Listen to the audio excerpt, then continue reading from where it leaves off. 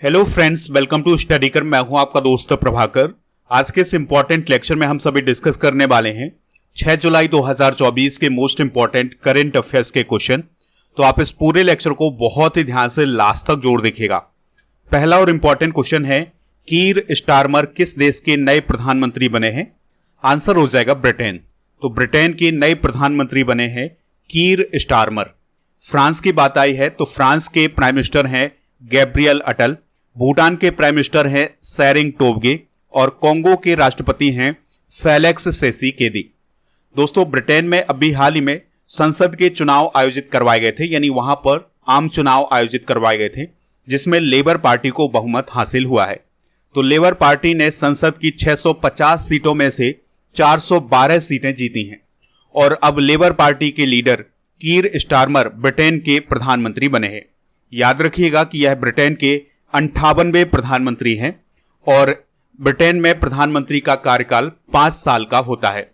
और जो conservative party थी उसको चुनाव में हार का सामना करना पड़ा है और उसके जो प्राइम मिनिस्टर थे ऋषि सुनक, तो वो चुनाव हार गए हैं। देखिए, जिस प्रकार से हमारे देश में दो प्रमुख पार्टियां हैं, बीजेपी और कांग्रेस, तो उसी प्रकार से ब्रिटेन में दो प्रमुख पार्टियां हैं। एक पार्टी है लेबर पार्टी और दूसरी है कंजर्वेटिव पार्टी। तो अब तक कंजर्वेटिव पार्टी की सरकार थी और अब चुनाव हुए हैं तो लेबर पार्टी को बहुमत हासिल हुआ है। कंजर्वेटिव पार्टी को 119 सीटें प्राप्त हुई हैं। ब्रिटेन में सरकार बनाने के लिए बहुमत का जो आंकड़ा है वो है 326, तो उससे कहीं ज्यादा सीटें प्राप्त हुई हैं लेबर पार्टी को। ऋषि सुनक ने किंग चार्ल्स तृतीय को अपना इस्तीफा सौंप दिया है। ब्रिटेन में एक द्विसदनीय विधायिका है, यानी कि वहां की संसद में 2 सदन हैं। जिस प्रकार से भारत में 2 सदन है, राज्यसभा और लोकसभा, उसी प्रकार से ब्रिटेन की संसद में हाउस ऑफ लॉर्ड्स यानी ऊपरी सदन है और हाउस ऑफ कॉमन्स यानी निम्न सदन है। और याद रखिएगा कि भारत की आजादी के समय इंग्लैंड के प्राइम मिनिस्टर कौन थे? क्लीमेंट एटली, जो कि लेबर पार्टी के प्रधानमंत्री थे। यूनाइटेड किंगडम की बेसिक जानकारी डिस्कस कर लेते हैं। तो यह उत्तर पश्चिम यूरोप में स्थित एक द्वीपीय राष्ट्र है। यूनाइटेड किंगडम में 4 देश शामिल हैं जिसमें इंग्लैंड, स्कॉटलैंड, वेल्स और उत्तरी आयरलैंड है और राजधानी है लंदन। और अब प्राइम मिनिस्टर कौन है? कीर स्टारमर। सम्राट कौन है? चार्ल्स तृतीय। ब्रिटेन के संविधान से भारत के संविधान में क्या क्या लिया गया है? तो संसदीय सरकार, कानून का नियम और विधायी प्रक्रिया, एकल नागरिकता, कैबिनेट प्रणाली और रिटे और द्विसदनात्मकता। तो ये सभी प्रावधान हमने ब्रिटेन के संविधान से लिए हैं। कुछ अंतर्राष्ट्रीय नियुक्तियां डिस्कस कर लेते हैं। तो अहमद अबद बिन मुबारक यमन के प्रधानमंत्री, तामस सुल्योक हंगरी के नए राष्ट्रपति और उलजास वैक्टेनोव कजाकिस्तान के प्राइम मिनिस्टर, शेख हसीना बांग्लादेश की प्राइम मिनिस्टर, आसिफ अली जरदारी पाकिस्तान के 14वें राष्ट्रपति, अब्दुल फतह अल सीसी इजिप्ट के राष्ट्रपति और डोनाल्ड टस्क पोलैंड के प्रधानमंत्री बने हैं और एंड्री राजोएलिना मेडागास्कर के राष्ट्रपति और जेवियर माइली अर्जेंटीना के राष्ट्रपति बने हैं। तो ये कुछ अंतरराष्ट्रीय नियुक्तियां हैं। आप इस पूरे लेक्चर को बहुत ही ध्यान से लास्ट तक देखिएगा। लास्ट में आपसे क्वेश्चन पूछा जाएगा जिसका आंसर कमेंट बॉक्स में देना है। अगर आप चैनल पर पहली बार आए हैं तो सब्सक्राइब कर लें, बेल आइकन भी दबा लें जिससे आपको समय पर सबसे पहले नोटिफिकेशन मिल सकेगा। आप हमारे व्हाट्सएप चैनल और टेलीग्राम चैनल को ज्वाइन कर लीजिएगा, उसका लिंक डिस्क्रिप्शन बॉक्स में दिया गया है। अगला क्वेश्चन है, पार्वती काली सिंध चंबल नदी जोड़ने की परियोजना के लिए किन 2 राज्यों ने समझौता किया है? आंसर हो जाएगा मध्य प्रदेश और राजस्थान। तो दोस्तों, मध्य प्रदेश और राजस्थान की सरकारों ने 72,000 करोड़ रुपए की लागत से पार्वती, काली सिंध और चंबल नदी जोड़ने की परियोजना के लिए एक समझौता ज्ञापन पर हस्ताक्षर किए हैं। यानी मध्य प्रदेश की सरकार और राजस्थान की सरकार ने यह समझौता किया है और उस पर हस्ताक्षर किए हैं। पार्वती, काली सिंध और चंबल नदी के जुड़ने से पूर्वी राजस्थान के 13 जिलों को लाभ होगा और मध्य प्रदेश के मालवा और चंबल क्षेत्रों को भी लाभ होने वाला है। और इस परियोजना से दोनों राज्यों में कम से कम 2.8 लाख हेक्टेयर क्षेत्र में पानी उपलब्ध कराया जाएगा। पार्वती नदी की बात करें तो यह मध्य प्रदेश के सीहोर जिले के विंध्य पर्वतमाला से निकलती है और यह मध्य प्रदेश राज्य में बहने वाली एक नदी है और इसकी लंबाई है 471 किलोमीटर और यह चंबल नदी की उपनदी है, यानी चंबल नदी की यह सहायक नदी है। मध्य प्रदेश के सीहोर, राजगढ़ और गुना जिले में यह बहती है और राजस्थान के बारां और सवाई माधोपुर जिले में यह बहती है। काली सिंध नदी मध्य प्रदेश और राजस्थान दोनों राज्यों में बहती है और यह मध्य प्रदेश के देवास जिले के बागली नामक गांव से निकलती है। विंध्याचल पहाड़ियों से इसका उद्गम होता है। यह भी चंबल नदी की सहायक नदी है और इसकी जो लंबाई है लगभग 150 किलोमीटर की है। चंबल नदी मध्य प्रदेश के महू के पास जानापाव पहाड़ी से निकलती है। यह यमुना नदी की सहायक नदी है। 960 किलोमीटर लगभग इसकी लंबाई है। इस नदी का प्राचीन नाम चरमनबती है और इसकी सहायक नदियां क्षिप्रा, सिंध, काली सिंध और कुनो नदी है। यह नदी मध्य प्रदेश, राजस्थान और उत्तर प्रदेश में बहती है और चंबल नदी उत्तर प्रदेश में यमुना नदी से मिलती है। इस बात को आप याद रखिएगा। चंबल नदी पर गांधी सागर बांध, राणा प्रताप सागर, जवाहर सागर और कोटा बैराज बांध स्थित हैं। नेक्स्ट क्वेश्चन है, the Lancet planetary health journal में प्रकाशित एक अध्ययन के अनुसार हर साल वायु प्रदूषण से भारत में कितने लोगों की मृत्यु होती है? आंसर हो जाएगा 33,000 लोगों की। तो अभी हाल ही में एक पत्रिका में एक रिपोर्ट प्रकाशित की गई है जिसमें यह कहा गया है कि भारत में हर साल वायु प्रदूषण के कारण यानी एयर पॉल्यूशन के कारण 33,000 लोगों की मृत्यु होती है और सबसे अधिक मृत्यु बेंगलुरु, चेन्नई, कोलकाता और मुंबई जैसे शहरों में होती है। इस रिपोर्ट में यह कहा गया है कि भारत के जिन शहरों को पहले स्वच्छ शहर माना जाता था वायु के हिसाब से, अब उन शहरों में भी वायु प्रदूषित हो गई है और वहां पर भी वायु प्रदूषण के कारण मौतें हो रही हैं।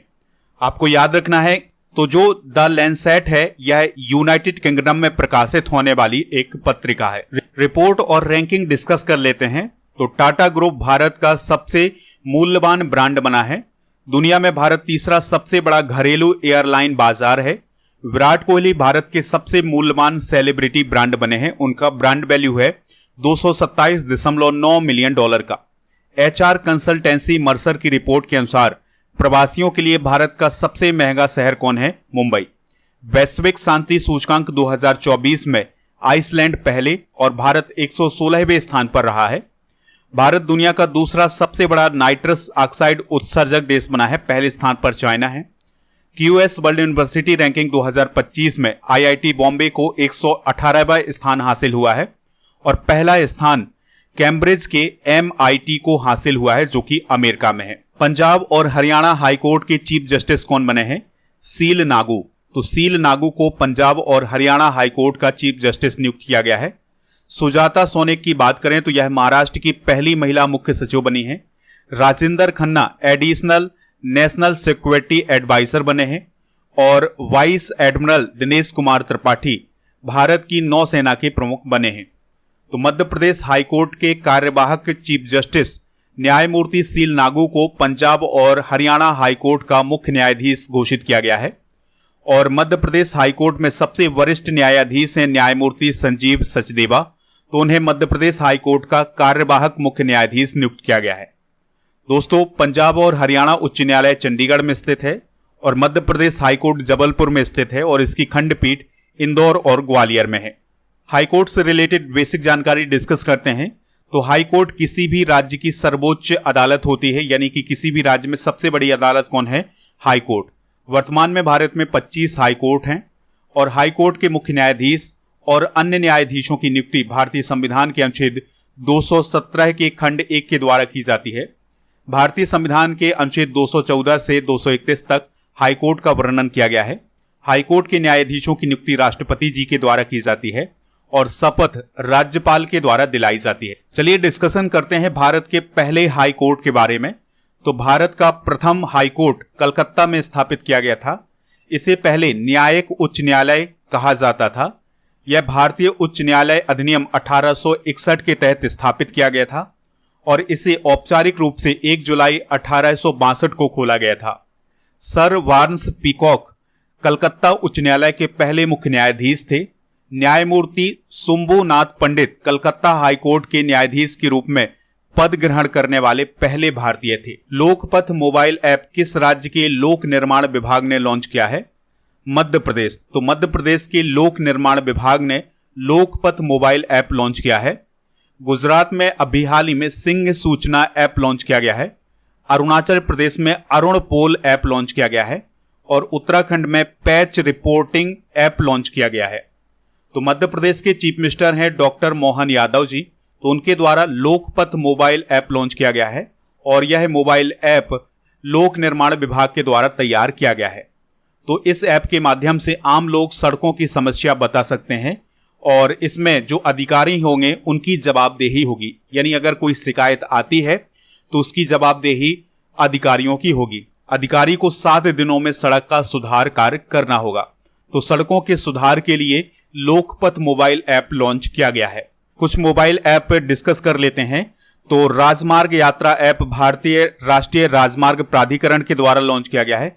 उद्गम पोर्टल आरबीआई के द्वारा, सुस्वागतम पोर्टल सुप्रीम कोर्ट के द्वारा, उल्लास ऐप केंद्रीय शिक्षा मंत्रालय के द्वारा, विरासत पोर्टल गृह मंत्रालय के द्वारा, ई केयर पोर्टल स्वास्थ्य परिवार कल्याण मंत्रालय के द्वारा, झरनी युवा पोर्टल झारखंड सरकार के द्वारा और मेरी लाइफ ऐप पर्यावरण एवं जलवायु मंत्रालय के द्वारा लॉन्च किया गया है। मध्य प्रदेश से रिलेटेड कुछ इंपॉर्टेंट करंट अफेयर्स डिस्कस करते हैं। तो मध्य प्रदेश की सरकार ने अभी हाल ही में यह फैसला लिया है कि जो मंत्रियों का इनकम टैक्स था वो अब मंत्री खुद भरेंगे, सरकार के द्वारा इनकम टैक्स नहीं भरा जाएगा। मध्य प्रदेश के सभी जिलों में प्रधानमंत्री उत्कृष्टता महाविद्यालय स्थापित किए जाएंगे। अभी हाल ही में गैल के द्वारा मध्य प्रदेश के सीहोर जिले के आष्ठा में भारत की सबसे बड़ी ईथेन क्रैकर परियोजना स्थापित करने की योजना बनाई गई है। मध्य प्रदेश के विजयपुर में गैल इंडिया लिमिटेड के द्वारा पहला हरित हाइड्रोजन संयंत्र चालू किया गया है। ग्रीन क्रेडिट योजना के अंतर्गत वृक्षारोपण करने में पहला राज्य कौन है? मध्य प्रदेश। मध्य प्रदेश सरकार ने हिंदू वर्ष 2081 को गौवंश रक्षा वर्ष यानी गाय संरक्षण वर्ष के रूप में मनाने की घोषणा की है। मध्य प्रदेश के उज्जैन में दुनिया की पहली वैदिक घड़ी स्थापित की गई है और मध्य प्रदेश ने बैगलेस स्कूल पहल की शुरुआत अभी हाल ही में की है। अगला क्वेश्चन है, इंडिया बुल्स हाउसिंग फाइनेंस ने अपना नाम बदलकर क्या कर दिया है? सम्मान कैपिटल लिमिटेड। यानी इंडिया बुल्स हाउसिंग फाइनेंस को अब सम्मान कैपिटल लिमिटेड के नाम से जाना जाएगा। इसकी घोषणा अभी हाल ही में इंडिया बुल्स ग्रुप के द्वारा की गई है। इंडिया बुल्स ग्रुप एक भारतीय समूह है और इसका हेडक्वार्टर गुड़गांव हरियाणा में है। इसका प्रमुख कारोबार है प्राथमिक व्यवसाय, हाउसिंग फाइनेंस, कंज्यूमर फाइनेंस और रियल एस्टेट का। बदले गए नाम डिस्कस करते हैं।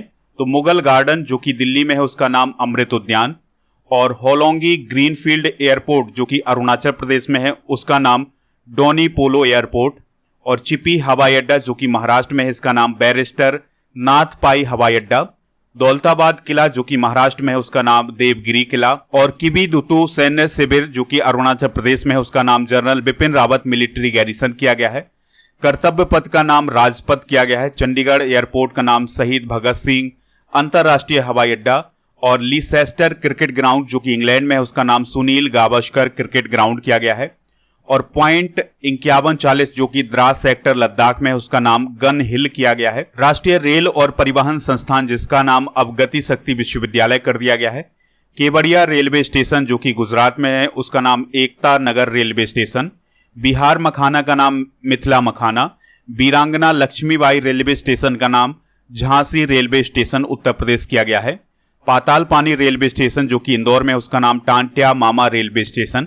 हबीबगंज रेलवे स्टेशन जो कि मध्य प्रदेश में है उसका नाम रानी कमलापति रेलवे स्टेशन। लोकसभा और राज्यसभा टीवी का नाम संसद टीवी किया गया है।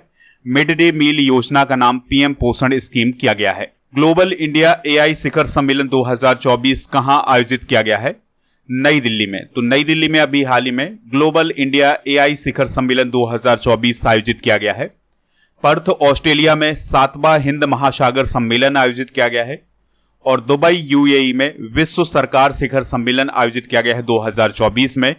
और कंपाला युगांडा में 19वां NAM शिखर सम्मेलन आयोजित किया गया है। तो भारत सरकार के द्वारा नई दिल्ली के भारत मंडपम में ग्लोबल इंडिया एआई शिखर सम्मेलन आयोजित किया गया था 3 और 4 जुलाई को। इसमें आर्टिफिशियल इंटेलिजेंस से जुड़े हुए लोग शामिल हुए थे और उन्होंने अपने अपने मत व्यक्त किए हैं इस सम्मेलन में। कुछ इंपॉर्टेंट करंट अफेयर्स डिस्कस कर लेते हैं। तो डीडी किसान ने एआई एंकर लॉन्च किए हैं, उनके नाम कृष और भूमि है। हनुमान एआई चैटबॉट को अभी हाल ही में 98 भाषाओं में लॉन्च किया गया है। माइक्रोसॉफ्ट और ओपन एआई मिलकर के एक आर्टिफिशियल सुपर कंप्यूटर बनाएंगे जिसका नाम होगा स्टारगेट। गूगल का एआई चैटबॉट क्या है? बार्ड। यानी बार्ड जो है वो गूगल का एआई चैटबॉट है। ओपन एआई का deep machine learning based chatbot कौन है? Chat GPT. स्कूली पाठ्यक्रम में आर्टिफिशियल इंटेलिजेंस को अभी हाल ही में किस राज्य में शामिल किया गया है? केरल। दुनिया की पहली सीएनजी से चलने वाली मोटरसाइकिल किस कंपनी के द्वारा लॉन्च की गई है? बजाज ऑटो के द्वारा।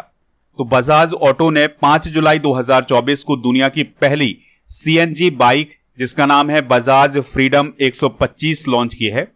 इस बाइक को चलाने के लिए 2 फ्यूल ऑप्शन है, यानी 2 लीटर का पेट्रोल टैंक और 2 किलो का सीएनजी टैंक। तो ये सीएनजी और पेट्रोल दोनों से चलेगी। सीएनजी का फुल फॉर्म होता है कंप्रेस्ड नेचुरल गैस। यह एक ईंधन गैस है और इसकी जो मुख्य गैस है वो है मीथेन गैस। यह एक नॉन पॉल्यूटेंट गैस है और यह पर्यावरण को सुरक्षित रखने में मदद करती है, यानी कि इसका उपयोग ईंधन के रूप में किया जाता है, लेकिन यह प्रदूषण बहुत कम करती है। सन 1800 में सीएनजी का आविष्कार किया गया था। 2024 में प्रथम डिस्कस करते हैं तो भारत की पहली अंडर वाटर मेट्रो की शुरुआत कोलकाता में की गई है। बीएसएफ की पहली महिला स्नाइपर सुमन कुमारी बनी है। भारत की पहली ड्राइवर लेस मेट्रो ट्रेन की शुरुआत बेंगलुरु में की जाएगी। भारत का पहला आयुर्वेदिक कैफे नई दिल्ली में स्थापित किया गया है। दुनिया की पहली 3D प्रिंटेड मस्जिद का अनावरण सऊदी अरब में किया गया है। समान नागरिक संहिता कानून बिल पेश करने वाला पहला राज्य कौन है? उत्तराखंड। भारत के पहले स्किल इंडिया सेंटर का उद्घाटन संबलपुर ओडिशा में किया गया है। सेमीकंडक्टर नीति को लागू करने वाला पहला राज्य गुजरात है और ट्रैफिक ऑडिट कराने वाला पहला राज्य बिहार है। पेरिस ओलंपिक 2024 के लिए भारतीय ओलंपिक संघ का प्रमुख प्रायोजक यानी स्पॉन्सर कौन बना है? आंसर हो जाएगा बीपीसीएल। तो बीपीसीएल अभी हाल ही में पेरिस ओलंपिक 2024 के लिए भारतीय ओलंपिक संघ का प्रमुख प्रायोजक बना है। टाटा आईपीएल का टाइटल स्पॉन्सर है। नंदिनी डेयरी स्कॉटलैंड की क्रिकेट टीम का प्रायोजक है और अमूल अमेरिका की क्रिकेट टीम का प्रायोजक है। तो ये स्पॉन्सर भी आप नोट कर सकते हैं। तो अभी हाल ही में बीपीसीएल यानी भारत पेट्रोलियम कॉर्पोरेशन लिमिटेड ने पेरिस ओलंपिक 2024 और लॉस एंजल्स ओलंपिक 2028 के लिए भारतीय ओलंपिक संघ के साथ एक समझौता किया है। बीपीसीएल भारत सरकार के पेट्रोलियम और प्राकृतिक गैस मंत्रालय के अंतर्गत एक केंद्रीय सार्वजनिक क्षेत्र का उपक्रम है। हेडक्वार्टर इसका मुंबई में है। एमडी हैं और अध्यक्ष हैं जी कृष्ण कुमार। पेरिस ओलंपिक की बात करें तो यह 26 जुलाई से 11 अगस्त 2024 तक फ्रांस की राजधानी पेरिस में आयोजित किया जाएगा। 2024 में पहली बार ब्रेकिंग खेल शामिल किए गए हैं। अचंता शरद कमल पेरिस ओलंपिक 2024 में भारत के ध्वज वाहक होंगे। और आपको याद रखना है कि पेरिस ओलंपिक 2024 में भारतीय दल को लीड कौन करेंगे? वो करेंगे नीरज चोपड़ा। निशानेबाज अभिनव बिंद्रा को पेरिस ओलंपिक 2024 में ओलंपिक के लिए मसाल वाहक के रूप में चुना गया था। जम्मू कश्मीर की बिल्किस मीर पेरिस ओलंपिक में जूरी सदस्य के रूप में नियुक्त होने वाली पहली भारतीय बनी है। ओलंपिक को आयोजित करवाने वाली कमेटी का क्या नाम है? अंतर्राष्ट्रीय ओलंपिक समिति या इंटरनेशनल ओलंपिक कमेटी। तो यह एक गैर सरकारी खेल संगठन है। इसका काम होता है ओलंपिक खेलों का आयोजन करवाना। इसका मुख्यालय लॉजेन स्विट्जरलैंड में है। 23 जून 1894 को इसकी स्थापना हुई थी। 103 इसके एक्टिव मेंबर हैं। इसका आदर्श वाक्य है सिटियस, अल्टीसियस, फोर्टियस और कम्युनेटर। तो ये पॉइंट भी आप नोट कर सकते हैं। वित्त वर्ष 2023-24 में भारत का रक्षा उत्पादन कितना पहुंच गया है? 1.27 लाख करोड़ रुपए। तो वित्त वर्ष 2023-24 में भारत का रक्षा उत्पादन रिकॉर्ड 1.27 लाख करोड़ रुपए के पास पहुंच गया है, जो कि पिछले वर्ष की तुलना में 16.7% अधिक है और 2019-20 की तुलना में 60% अधिक है। आप याद रखिएगा कि वर्तमान में केंद्रीय रक्षा मंत्री कौन है? राजनाथ सिंह। कुछ इंपॉर्टेंट करंट अफेयर्स डिस्कस कर लेते हैं। तो भारतीय सेना ने थाईलैंड की सेना के साथ एक संयुक्त सैन्य अभ्यास आयोजित किया है जिसका नाम है अभ्यास मैत्री। आईएनएस सुनैना अभी हाल ही में सेशेल्स देश के पोर्ट विक्टोरिया पर पहुंचा है। लेफ्टिनेंट जनरल एनएस राजा सुब्रमणी भारतीय सेना के उप सेना प्रमुख बनाए गए हैं। भारतीय सेना ने लद्दाख में पर्यटकों के लिए खालूवार युद्ध स्मारक खोला है। सब लेफ्टिनेंट अनामिका बी राजीव भारतीय नौसेना की पहली महिला हेलीकॉप्टर पायलट बनी है। भारतीय नौसेना ने स्वदेशी असमी सब मशीन गन को अभी हाल ही में शामिल किया है। ये थे आज के करंट अफेयर्स के क्वेश्चन। चलिए अब हम कल के करंट अफेयर्स के क्वेश्चन डिस्कस कर लेते हैं। तो हाल ही में संपूर्णता अभियान किसने शुरू किया है? नीति आयोग। हथियार प्रणाली स्कूल का उद्घाटन कहां किया गया है? हैदराबाद में। स्वास्थ्य एवं परिवार कल्याण मंत्रालय ने किस राज्य में जीका वायरस के मामले के बाद एडवाइजरी जारी की है? महाराष्ट्र। राष्ट्रीय चिकित्सा आयोग के अध्यक्ष कौन बने हैं? वीएन गंगाधर। आईसीसी T20 में नंबर 1 स्थान पाने वाले पहले भारतीय ऑलराउंडर कौन बने हैं? हार्दिक पांड्या। एससीओ का 10वां सदस्य कौन बना है? बेलारूस। वर्ल्ड बैंक के एग्जीक्यूटिव डायरेक्टर का सीनियर एडवाइजर किसे नियुक्त किया गया है? निकुंज श्रीवास्तव को।